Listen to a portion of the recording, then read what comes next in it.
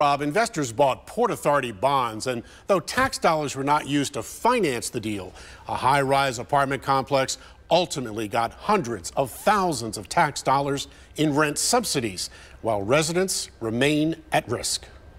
Is there security? No.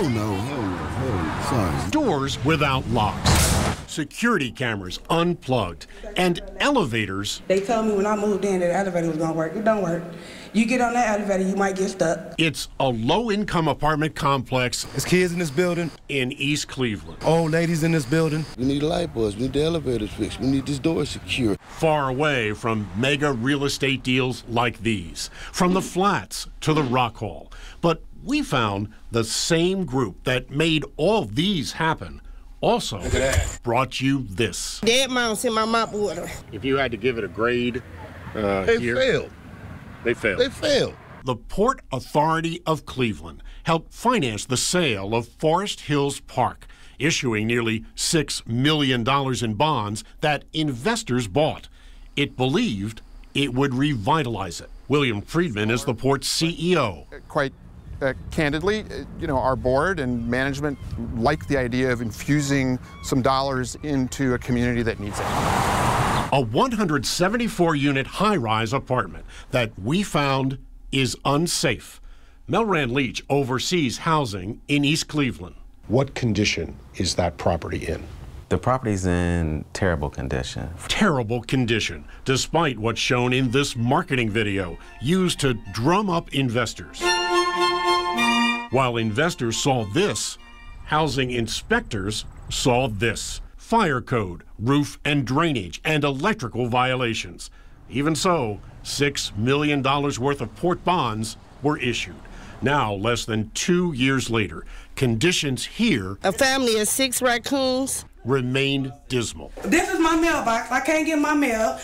Somebody stole my checks. It just don't make no sense. They go in here, look at this. It's all been vandalized. Look at this. Yeah, they need these people's mail. People stay here, look.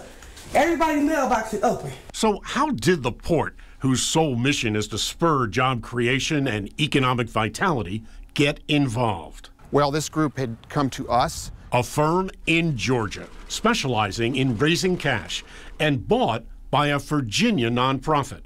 The port believed the complex would be rehabbed. They have a fairly good track record. There was no indication that they weren't going to come in and do a good job. Yet even while housing violations were piling up, an appraiser hired by those pitching the deal determined it was in good to fair condition with no immediate repairs. Somebody didn't do their due diligence. And it's all perfectly legal, despite this unsafe structure violation that both the port and investors were unaware of. The entire structure? Not all of it, but the majority of it is unsafe. It don't make no sense. Back in December 2015, our Five on Your Side investigation found trash and garbage piling up just months after the bond deal was signed. $99 every month. Why they can't get nothing done? Look at this.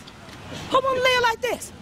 And I want my money back. And it's taxpayers who paid more than $800,000 in federal rent subsidies with little or nothing to show for it. Nearly $200,000 in taxes remain unpaid. A payment plan's now in place.